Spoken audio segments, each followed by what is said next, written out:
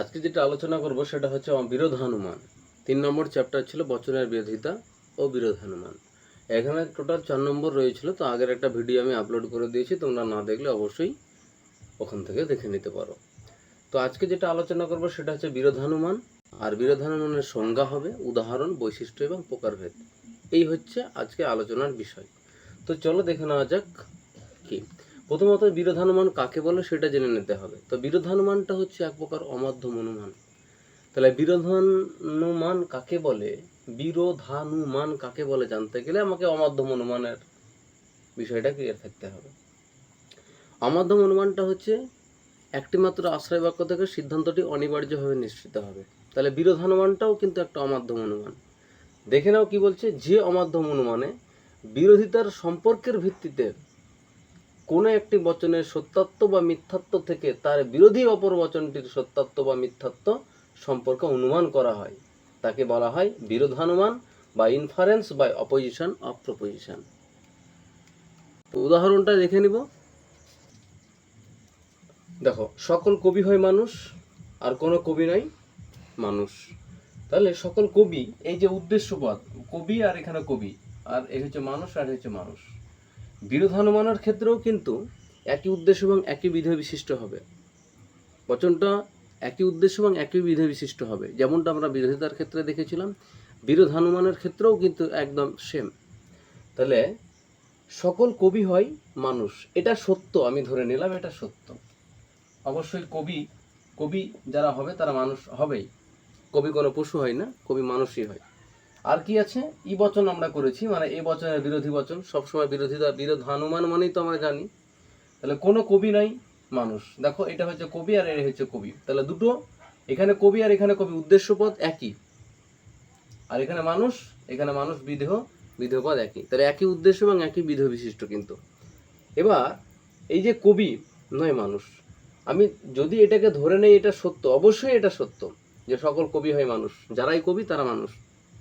আর কোনো কবি নয় মানুষ, এখানে কবি মানুষ নয়, তাহলে এটা সত্য আর এটা মিথ্যা। তাহলে এই যে বচন আর এই যে বচন, এখানে আশ্রয় বাক্য, এটা সিদ্ধান্ত। তাহলে আমরা কি দেখছি, উদাহরণ থেকে আমি আরও একবার বলে দিচ্ছি তোমাদেরকে, যে অমাধ্যম অনুমানের বিরোধিতার সম্পর্কের ভিত্তিতে, তাহলে এটা অমাধ্যম অনুমান, কারণ একটা আশ্রয় বাক্য একটা সিদ্ধান্ত, অবশ্যই অমাধ্যম অনুমান। অমাধ্যম অনুমান কাকে বলে, তাহলে যে অনুমানে একটিমাত্র আশ্রয় বাক্য থেকে সিদ্ধান্তটি অনিবার্যভাবে নিশ্চিত হয় তাকে বলা হয় অমাধ্যম অনুমান।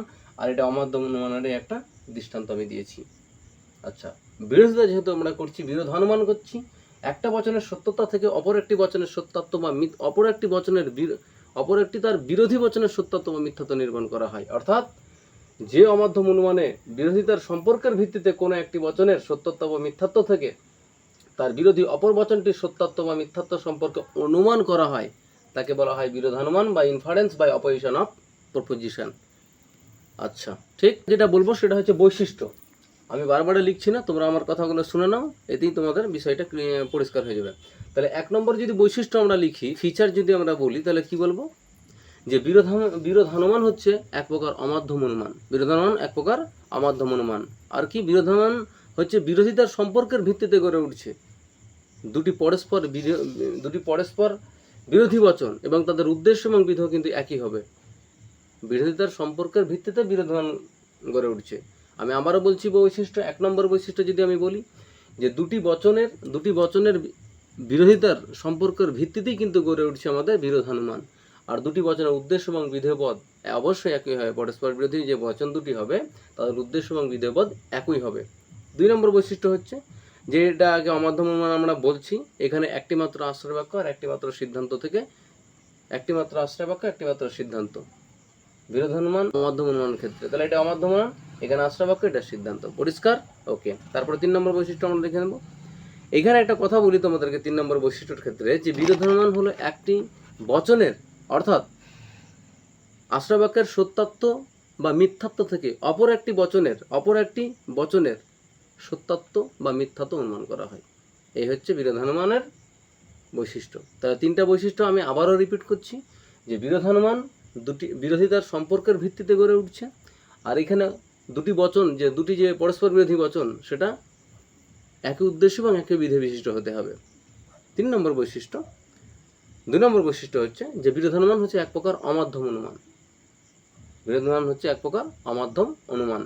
এখানে দুটি বচন থাকে মূলত, একটি আশ্রয় বাক্য, একটি সিদ্ধান্ত। এটা আশ্রয় বাক্য, এটা সিদ্ধান্ত। 3 নম্বর বৈশিষ্ট্য হচ্ছে কি যে বিরোধানুমানে একটি বচনের অর্থাৎ আশ্রয় বাক্যের সত্যাত্ব বা মিথ্যাত্ব থেকে তার বিরোধী অপর বচনটির সত্যাত্ব বা মিথ্যাত্ব নির্ণয় করার চেষ্টা করা হয়। এই গেল বিরোধানুমানের বৈশিষ্ট্য। এবার আমরা চলে যাব কোথায়? বিরোধানুমানের প্রকার ভেদে চলে যাব। তো চলো দেখে নেওয়া যাক। তো দেখো, বিরোধানুমানের প্রকারভেদ। আমরা বচনের বিরোধিতার ক্ষেত্রে যে 4টা প্রকার পেয়েছিলাম, বচনের বিরোধিতার 4 প্রকার, সেম বিরোধিতার ভিত্তিতেই বিরোধানুমান গঠিত হচ্ছে। তো এইখানে বিরোধানুমান 4 প্রকার। কি কি? বিপরীত বিরোধানুমান, অধীন বিপরীত বিরোধানুমান, আর অসম বিরোধানুমান, আর বিরুদ্ধ বিরোধানুমান।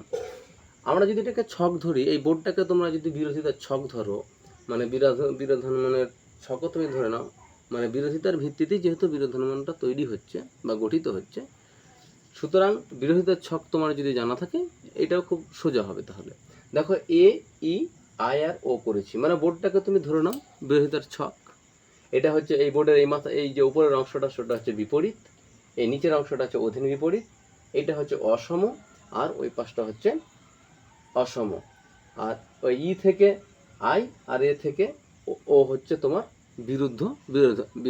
বিরোধিতা, মানে এটা বিরোধানুমান হবে। তাহলে এখন বিষয়টা হচ্ছে যে 4 প্রকার যে বিরোধানুমান আমরা জানলাম, তাহলে এখন সেই 4 প্রকার বিরোধানুমানের সংজ্ঞা এবং তাদের উদাহরণটা অবশ্যই জানা দরকার। তো দেখো, প্রথমে আমরা জেনে নেব যে বিপরীত বিরোধানুমান কাকে বলে। তো বিপরীত বিরোধানুমান হচ্ছে যে আমি বারবার বলছি যে একই উদ্দেশ্য এবং একই বিধেয় বিশিষ্ট হবে। অর্থাৎ তোমরা যদি বিপরীত বিরোধিতা কাকে বলে জানো, তাহলে এটাও খুব সোজা হবে। এখানে কি একটা জিনিস সত্যতা বা মিথ্যাত্ব থেকে অপর বচনটির সত্যতা বা মিথ্যাত্ব নিরূপণ করা হবে। দেখো, আমি এক্সাম্পলটা তোমাদেরকে বলে দিচ্ছি, তোমরা একবার শুনে নাও। একই উদ্দেশ্য ও বিধেয় বিশিষ্ট দুটি সামান্য বচনের মধ্যে, একই উদ্দেশ্য ও একই বিধেয় বিশিষ্ট দুটি সামান্য বচনের মধ্যে যদি গুণগত পার্থক্য থাকে, এ আদি গুণগত পার্থক্য থাকে, তাহলে তাদের একটির সত্যতা বা মিথ্যাত্ব থেকে অপর বচনটির সত্যতা বা মিথ্যাত্ব নিরূপণ করা হয়। আমি আবারও বলছি যে এ এবং ই এটা হচ্ছে বিপরীত বিরোধানুমান। অর্থাৎ যদি দুটি সামান্য বচন একই উদ্দেশ্য এবং একই বিধেয় বিশিষ্ট হয় এবং তাদের একটি বচনের সত্যাত্ব বা মিথ্যাত্ব থেকে অপর বচনটির সত্যাত্ব বা মিথ্যাত্ব নিরূপণ করার চেষ্টা করা হয়, তাকে বলা হচ্ছে বিপরীত বিরোধানুমান। বিপরীত বিরোধানুমান কীরকম? যে দুটি বচন হবে এবং দুটি বচনের উদ্দেশ্যপদ একই হবে, তাদের গুণগত পার্থক্য থাকছে, আর একটি বচনের সত্যাত্ব বা মিথ্যাত্ব থেকে অপর বচনটির সত্যাত্ব বা মিথ্যাত্ব নির্ণয় করার চেষ্টা করা হয়। ঠিক আছে, মিথ্যাত্ব অনুমান করা হয় এক কথায়। তাহলে কি দাঁড়াচ্ছে শেষমেশ? যে একটি বচন যদি সত্য হয় তাহলে অন্য বচনটি মিথ্যা হবে। বিপরীত বিরোধানুমানের ক্ষেত্রে একটি বচন যদি সত্য হয়, বিপরীত বিরোধানুমান দুটি সামান্য বচনের মধ্যে হয়, দুটি সামান্য বচনের মধ্যে বিপরীত বিরোধানুমান হয়। আর এক্ষেত্রে বিপরীত বিরোধানুমানের একটা অন্যতম বৈশিষ্ট্যই হচ্ছে যে যদি একটি বচন সত্য হয় তাহলে অবশ্যই অপর বচনটি কি হবে? মিথ্যা হবে। আর একটি বচন মিথ্যা হলে অপর বচনটি অবশ্যই কি হবে? অনিশ্চিত হবে। অর্থাৎ একটি বচন সত্য হলে অপরটি মিথ্যা, আর একটি বচন মিথ্যা হলে অপরটি অনিশ্চিত। এই গেল বিরোধানুমান। এবার একটা এক্সাম্পল তোমরা দেখে নাও। আমি এক্সাম্পলটা লিখছি তোমাদের সামনে, বোর্ডে দেখে নাও একবার। তো দেখো, আমি লিখেছি তোমাদের যে সকল মানুষ হয় মরণশীল জীব, আর কোনো মানুষ নয় মরণশীল জীব। তাহলে সকল মানুষ হয় মরণশীল জীব। দেখো, উদ্দেশ্যপদ মানুষ, এখানেও মানুষ উদ্দেশ্যপদ, মরণশীল বিধেয় পদ এবং মরণশীল জীব এখানেও বিধেয় পদ। আমি কি বললাম? যে দুটি বচন হবে এবং দুটি বচনের উদ্দেশ্যপদ এবং বিধেয় পদ একই হতে হবে। বিরোধিতার ক্ষেত্রে যেমন এক হবে, তেমনি বিরোধানুমানের ক্ষেত্রেও এক হবে, এটা নিশ্চিত। এখানে কোনো সংশয় নাই। এবার দেখো, সকল মানুষ হয় মরণশীল জীব, এটা সত্য, এটা একদম চিরসত্য। মানুষ যদি হয় অবশ্যই সে মরণশীল, এটা সত্য। কোনো মানুষ নয় মরণশীল জীব, তাহলে এটা এই দুটো বচন কিন্তু পরস্পর বিরোধী, দুটি সামান্য বচন। এটা দেখো, উদ্দেশ্যপদ, এখানে মানুষ, এখানে মানুষ, এখানে বিধেয়পদ, মরণশীল জীব, এখানে মরণশীল জীব, গুণগত পার্থক্য রয়েছে, হয় আর এখানে নয়। এবার এদের একটি বচনের সত্যাত্ব বা মিথ্যাত্ব থেকে অপর বচনের সত্যাত্ব বা মিথ্যাত্ব নিরূপণ করার চেষ্টা করা হচ্ছে। দেখো ভালো করে, প্রথমটা যদি সত্য হয়, প্রথমটা সত্য, দ্বিতীয়টা দেখো মিথ্যা। তাহলে একটি বচনের সত্যাত্ব থেকে অপর একটি বচনের কি করা হচ্ছে, সত্যাত্ব বা মিথ্যাত্ব অনুমান করার চেষ্টা এখানে করা হচ্ছে। এছাড়া আরও অনেক এক্সাম্পল আছে, আমি জাস্ট একটা এক্সাম্পলের সাহায্যে বোঝাতে চেয়েছি।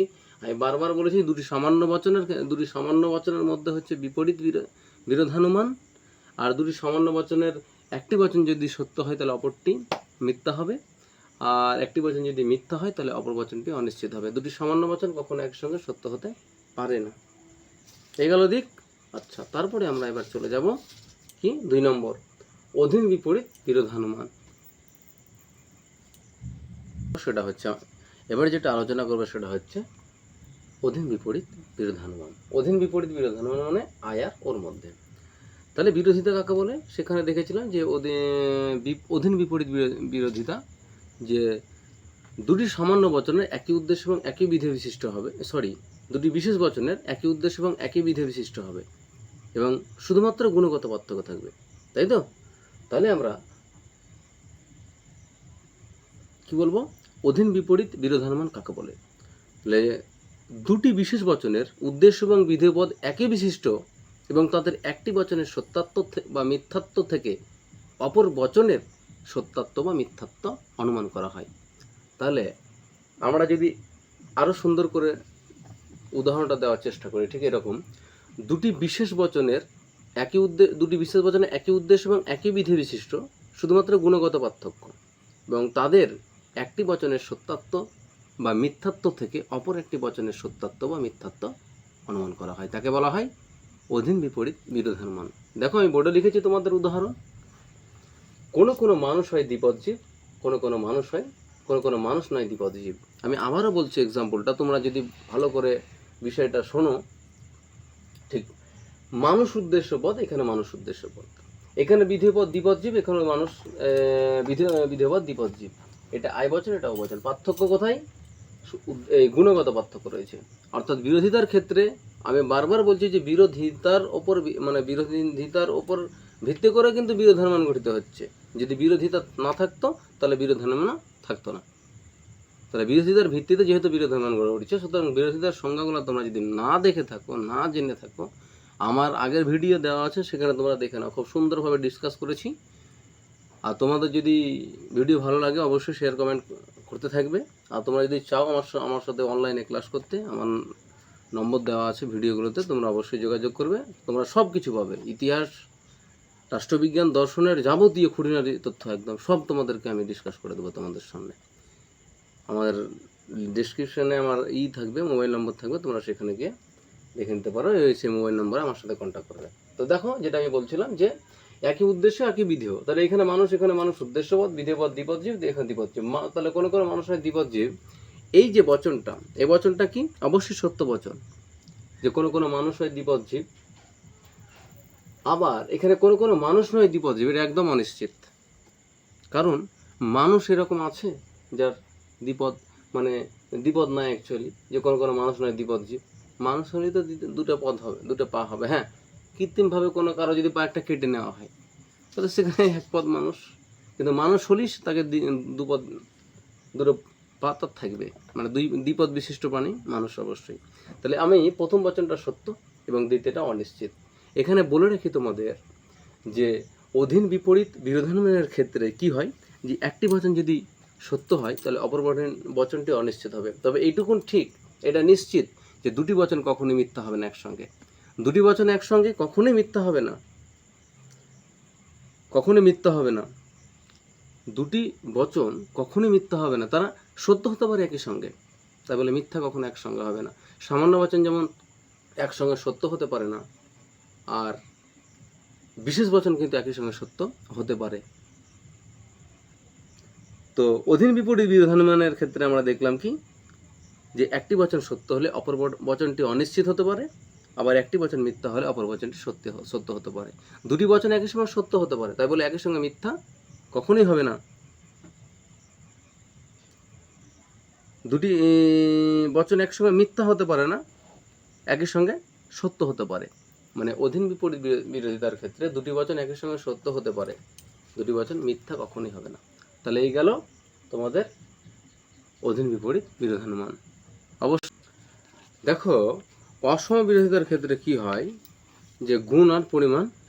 অসম বিরোধিতা মানে তোমার এটা যদি এ হয়, এটা তাহলে আই, আর ওটা ই, আর এটা হচ্ছে তোমার ও, মানে সামান্য বিশেষ বা বিশেষ সামান্য, এই সম্পর্কটা হচ্ছে। তো প্রথমে আমরা জেনে নিব যে অসম বিরোধিতা কাকে বলে। যেটা আমি বলছিলাম যে অসম বিরোধানুমানের ক্ষেত্রে দুটি একই উদ্দেশ্য ও একই বিধেয় বিশিষ্ট দুটি বচনের গুণ একই, পরিমাণগত পার্থক্য। তাহলে অসম বিরোধিতার ক্ষেত্রে উদ্দেশ্য, বিধেয় এবং গুণও একই, পরিমাণগত পার্থক্য থাকে, এবং তাদের একটি বচনের সত্যতা থেকে অপর একটি বচনের সত্যাত্ব বা মিথ্যাত্ব অনুমান করা হয়। প্রত্যেকটার ক্ষেত্রে ডেফিনেশন কম বেশি একই, যে দুটি সামান্য বচন বা দুটি বিশেষ বচন বা দুটি বচনের মধ্যে উদ্দেশ্য, বিধেয় একই বিশিষ্ট, গুণও একই, এক্ষেত্রে পরিমাণটার পার্থক্য থাকছে, আর একটি বচনের সত্যতা থেকে বা মিথ্যাত্ব থেকে অপর একটি বচনের সত্যাত্ব বা মিথ্যাত্ব অনুমান করা হয়। তো দেখো, এই অসম বিরোধানুমানের আমি একটা এক্সাম্পল লিখেছি। অসম বিরোধানুমানের ক্ষেত্রে এ, আই, ই আর ও দুটো করে এক্সাম্পল দেওয়া উচিত। আমরা ভিডিওটা শর্ট করার জন্য আমি একটা এক্সাম্পল দিচ্ছি, বুঝতে না পারলে অবশ্যই আমাকে জানাবে। তো সকল কবি হয় সাহিত্যিক, আর কোনো কোনো কবি হয় সাহিত্যিক। দেখো, উদ্দেশ্য পদ একই, বিধেয় পদ একই, তাই তো। দেখো, গুণও এক, শুধু পার্থক্য কি পরিমাণগত পার্থক্য। আর এদের পরিমাণগত পার্থক্য থাকার পরে একটি বচনের সত্যাত্ব থেকে অপর একটি বচনের সত্যাত্ব বা একটি বচনের মিথ্যাত্ব থেকে অপর একটি বচনের সত্যাত্ব বা মিথ্যাত্ব অনুমান করা হচ্ছে। কিরকম দেখো, এই বচন যে সকল কবি হয় সাহিত্যিক, এটা আমি সত্য, পরিষ্কার এটা সত্য, বোঝা যাচ্ছে যে সকল সাহিত্যিক যারা কবি হয় তারা অবশ্যই সাহিত্যিক। বা কোনো কোনো কবি হয় সাহিত্যিক, কবি হলে সাহিত্যিক তো অনিবার্য, তাই না? তাহলে এই যে বচনটা, এই বচনটা কি অবশ্যই সত্য একটা বচন। এবং তারপরে আমরা দেখব যে কোনো কোনো কবি হয় সাহিত্যিক, এটাও সত্য বচন, এটাও সত্য বচন। তাহলে এই বচনের সত্যতা থেকে এই বচনের সত্যতা এখানে নির্ভর করা, সত্যাত্ব বা মিথ্যাত্ব নিরূপণ করা হবে। মানে একটি বচনের সত্যাত্ব বা মিথ্যাত্ব থেকে অপর একটি বচনের সত্যাত্ব বা মিথ্যাত্ব নিরূপণ করাই হচ্ছে বিরোধানুমান প্রধান কাজ। তাহলে এখান থেকে আমরা কি বুঝলাম? বৈশিষ্ট্য 1 নম্বর দেখো, যে সামান্য বচনটি সত্য হলে বিশেষ বচনটি সত্য হবে। সামান্য বচনটি সত্য হলে বিশেষ বচনটি কি হচ্ছে? সত্য হচ্ছে। আর কি, সামান্য বচন যদি মিথ্যা হয় তাহলে বিশেষ বচন অনিশ্চিত হবে। এখন সামান্য বচন মিথ্যা হলে বিশেষ বচন অনিশ্চিত হবে, এটা বোঝাতে গেলে একটা আমি এক্সাম্পল দেওয়ার চেষ্টা করব। কীরকম, যে সকল কবি হয় সাহিত্যিক, কোনো কোনো কবি হয় সাহিত্যিক। এটা যদি মিথ্যা হয়, আমি যদি ধরে নেই যে একটি সামান্য বচন মিথ্যা, সামান্য বচন মিথ্যা আমি যদি ধরি, আর বিশেষ বচন যদি আমি অনিশ্চিত করি, তাহলে ঠিক এরকম দাঁড়ায় যে সকল কবি হয় সাহিত্যিক, এই বচনটা মিথ্যা, আর কোনো কোনো কবি হয় সাহিত্যিক, এই বচনটি অনিশ্চিত হবে। তো যাই হোক, অসম বিরোধিতার ক্ষেত্রে পরিমাণটা পার্থক্য থাকছে, আর একটি বচনের সত্যাত্ব বা মিথ্যাত্ব থেকে অপর একটি বচনের সত্যাত্ব বা মিথ্যাত্ব নির্মাণ করা হচ্ছে।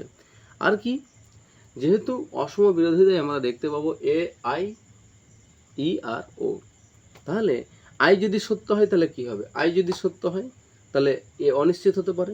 আবার কি, আই যদি মিথ্যা হয় তাহলে এ মিথ্যা হতে পারে। এই গেল দিক। আবার কি, ই যদি সত্য হয় তাহলে ও সত্য হবে, ই যদি সত্য হয় তাহলে ও সত্য হবে, আর ও যদি মিথ্যা হয় তাহলে ই মিথ্যা হবে। এই গেল তোমার অসম বিরোধিতা বচনের সংজ্ঞা, উদাহরণ আর বৈশিষ্ট্য আমি বলে দিলাম। এবার আমরা চলে যাব বিরুদ্ধ বিরোধানুমানের দিকে। দেখো, বিরুদ্ধ বিরোধানুমান কাকে বলে? বিরুদ্ধ বিরোধিতা কাকে বলে যদি তোমরা জানো তাহলে অবশ্যই তোমরা এটাও বলতে পারবে। তাও আমি তোমাদেরকে মনে করিয়ে দিচ্ছি একবার, যে যদি দুটি বচন একই উদ্দেশ্য এবং একই বিধেয় বিশিষ্ট হয়, তাদের গুণগত এবং পরিমাণগত পার্থক্য থাকে, তাহলে বচন দুটির মধ্যে যে সম্বন্ধ সেই সম্বন্ধকে বলা হচ্ছে বিরুদ্ধ বিরোধিতা।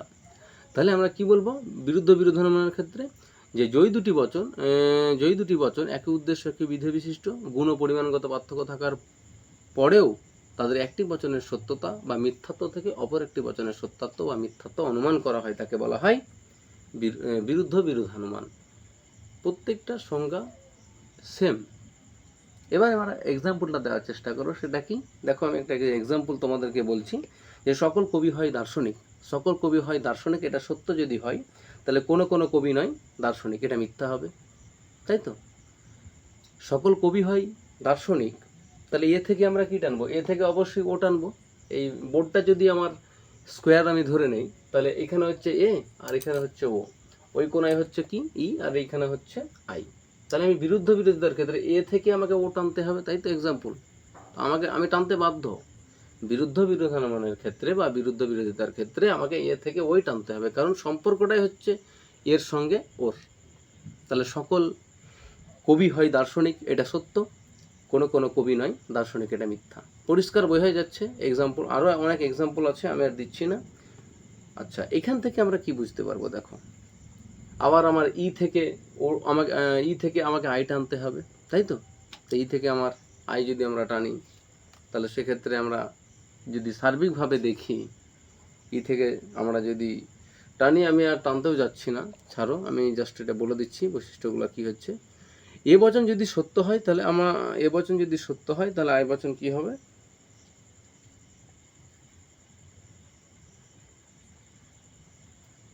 এ বচন সত্য হলে ও বচন মিথ্যা হবে, এ বচন সত্য হলে ও বচন মিথ্যা হবে, আবার ও বচন সত্য হলে এ বচন মিথ্যা হবে। ঠিক বিপরীত, এ বচন সত্য হলে ও বচন মিথ্যা হবে, আর ও বচন সত্য হলে এ বচন মিথ্যা হবে। আর কি, ই বচন সত্য হলে আই বচন মিথ্যা, ই বচন সত্য হলে আই বচন মিথ্যা, আর আই বচন সত্য হলে এই বচন মিথ্যা, মানে পরস্পর বিপরীত।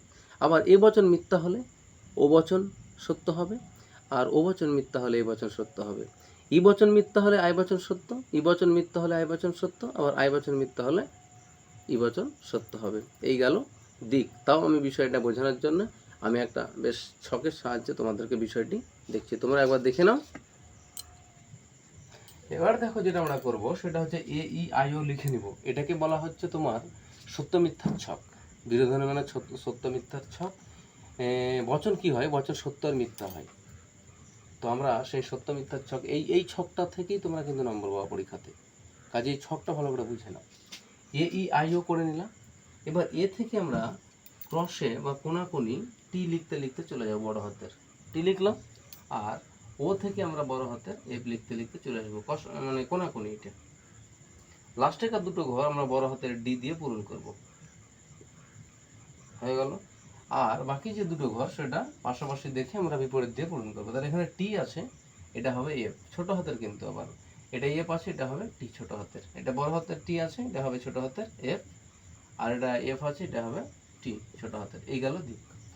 তোমরা সবাই জানো যে টি ফর ট্রু, আর এফ ফর ফলস, আর ডি ফর ডাউট বা অনিশ্চিত বা সংশয়। ট্রু মানে সত্য, এফ মানে ফর ফলস, ফলস মানে মিথ্যা, তোমরা সকলেই জানো কম বেশি। এবার যেটা গুরুত্বপূর্ণ বিষয়, এই ছকটা তোমরা যদি কেউ দেখে না থাকো, এই ছকটা যদি ভালো করে না বুঝো, তো 4 নম্বর তোমার চলে যায়। পরিষ্কার কথা আমার কাছে শুনে রাখো। তো অবশ্যই তোমরা ভিডিওটা শুরু থেকে শেষ পর্যন্ত দেখতে থাকবে, নইলে কিন্তু কোনো পার্ট বুঝতে পারবে আর কোনো পার্টটা বুঝতে পারবে না। আর যদি ওই রকম তোমার যদি পুরো পাঠ সম্পর্কে ধারণা না থাকে, তাহলে বৃথা তোমার নম্বর পাওয়া তো দূরের কথা, ওই ভুলভাল তুমি পরীক্ষাতে লিখে দিয়ে চলে আসবে। কাজে ভিডিওটা শুরু থেকে শেষ পর্যন্ত দেখবে অবশ্যই। তো এ থেকে এ ই আই ও আমরা লিখে দিলাম, ওটা 4টা বচন, নিরপেক্ষ বচন। এ থেকে কোনাকুনি আমরা টি লিখবো বড় হাতের, আর ও থেকে কোনাকুনি বড় হাতের আমরা এফ লিখবো। দুটো ঘর ডি, দুটো যে বক্স থাকছে আমার পাশাপাশি 1 2, সেটা আমরা কি দিয়ে পূরণ করব? বড় হাতের ডি দিয়ে, ডি ফর ডাউট। আর এখানে বাকি যে দুটো ঘর থাকছে সেটা হচ্ছে বিপরীত দিয়ে পূরণ করব, সেটা ছোট হাতের। টি থাকলে এফ, এফ থাকলে টি। টি সত্য, এফ মিথ্যা, ডি হচ্ছে অনিশ্চিত বা সংশয়াত্মক। এখন এখান থেকে পরীক্ষাতে আসে, যেটা আমি বিরোধানুমান বলছিলাম একদম সেম, আমি জাস্ট এটা বলে দিয়েছি মৌখিকভাবে। তোমরা এইখান থেকে যদি বিষয়টা ভালো করে দেখে নাও, আর তুমি সব লিখতে পারবে, অসুবিধার কিছু নাই। তো তাহলে পরীক্ষায় কি থাকবে, কিরকম ধরনের প্রশ্ন থাকবে তোমাদেরকে জাস্ট আমি বলে দিচ্ছি, জাস্ট একবার দেখে নাও তোমরা। যদি এ সত্য হয় তবে E dash O dash I dash হবে, এইরকম থাকবে পরীক্ষাতে। হয়তো এতটা থাকবে না, প্রশ্নের ধরন এতটা থাকবে না, একটা থাকলে যদি এ বচন সত্য হয় তাহলে ই ড্যাশ হবে, এরকম 100% আমি এখান থেকে বলে দিচ্ছি তোমাদেরকে। তোমরা দেখো এখান থেকে যে 4 নম্বর ইনাফ। দুটো ভিডিও আমি দিয়েছি, আগের একটা ভিডিও আর এই ভিডিও, একদম 4 নম্বর পাওয়ার জন্য যথেষ্ট। কোনো কিচ্ছুর দরকার নেই, না কোনো নোটসের দরকার, না কোনো কিছুর দরকার। তো যদি এ সত্য হয় তবে ই কি হবে, জাস্ট দেখে নাও তোমরা ভিডিওটা। এ সত্য, তাহলে এখানে টি আছে, টি যেহেতু এখানে আছে সুতরাং আমরা এই শাড়ি দিয়ে যাব, কখনোই নিচে দিয়ে যাব না, শাড়ি দিয়ে যাব, উপর শাড়ি দিয়ে, এইটা হচ্ছে এর শাড়ির ঘর। তাহলে এ যদি সত্য হয়, এখানে এ বলেছে কি সত্য, তবে ই কি হবে, ই কি হবে মিথ্যা, আমরা লিখবো এখানে মিথ্যা। ও কি হবে, ও এই তো ও হবে মিথ্যা, ও হলো মিথ্যা। আই কি হবে, আই হবে সত্য। এই গেল দিক। পরীক্ষায় একদম সেম এরকম থাকবে। আরো একটা ধরন হয় কি রকম, যে দুটি সামান্য বচন কি একই সঙ্গে সত্য হতে পারে? দেখো, দুটি সামান্য বচন একই সঙ্গে সত্য হবে না, কখনোই হবে না। দুটি সামান্য বচন কখনোই একই সঙ্গে সত্য হবে না, ভালো করে দেখে নাও তোমরা। আবার এরকম থাকে, দুটি বিশেষ বচন কিন্তু একই সঙ্গে সত্য হতে পারে। আমি এর আগে কিছুক্ষণ আগে বলছিলাম যে এখানে তোমরা হয়তো পাবে না, যদিও বিশেষ বচন একই সঙ্গে সত্য হতে পারে। তো দেখো, যদি আমরা এখানে যেটা দেখবো সেটা হচ্ছে গিয়ে কি, যে আই বচন সত্য হলে ও বচন মিথ্যা, আই বচন মিথ্যা হলে ও বচন সত্য, আই বচন সত্য হলে ও বচন অনিশ্চিত, আই বচন অনিশ্চিত হলে এটা হচ্ছে সত্য। এইটা হচ্ছে বিরোধিতার ছক, বচনের সত্য মিথ্যার যে ছক, এই ছকটা খুবই গুরুত্বপূর্ণ। এই ছকে এই রকম ধরনেরই প্রশ্ন হয়। এখানে আমি 3টা দিয়েছি, একটা দিবে পরীক্ষাতে। তো এই হলো ভিডিও, বিরোধানুমান অর্থাৎ বচনের বিরোধিতা ও বিরোধানুমান, পুরো 2টা ভিডিও আমি বিস্তারিত আলোচনা করে দিলাম। তারপরেও যদি তোমাদের সমস্যা থাকে, আমার নম্বর দেওয়া থাকবে, তোমরা আমার ওই নম্বরের সাথে কন্ট্যাক্ট করার চেষ্টা করবে। তো অবশ্যই তোমরা সবাই ভালো থাকিও, সুস্থ থাকিও, আর পড়াশোনা চালিয়ে দাও। আমি তোমাদেরকে সর্বদাই সাপোর্ট করব। আর আমার চ্যানেলটাকে অবশ্যই সাবস্ক্রাইব করে দাও। আর তোমরা কিন্তু লাইক করছো না, কমেন্টও করছো না। তোমরা লাইক অবশ্যই করবে। আমি চাই যে এই ভিডিওতে আমার 1000 লাইক আসুক।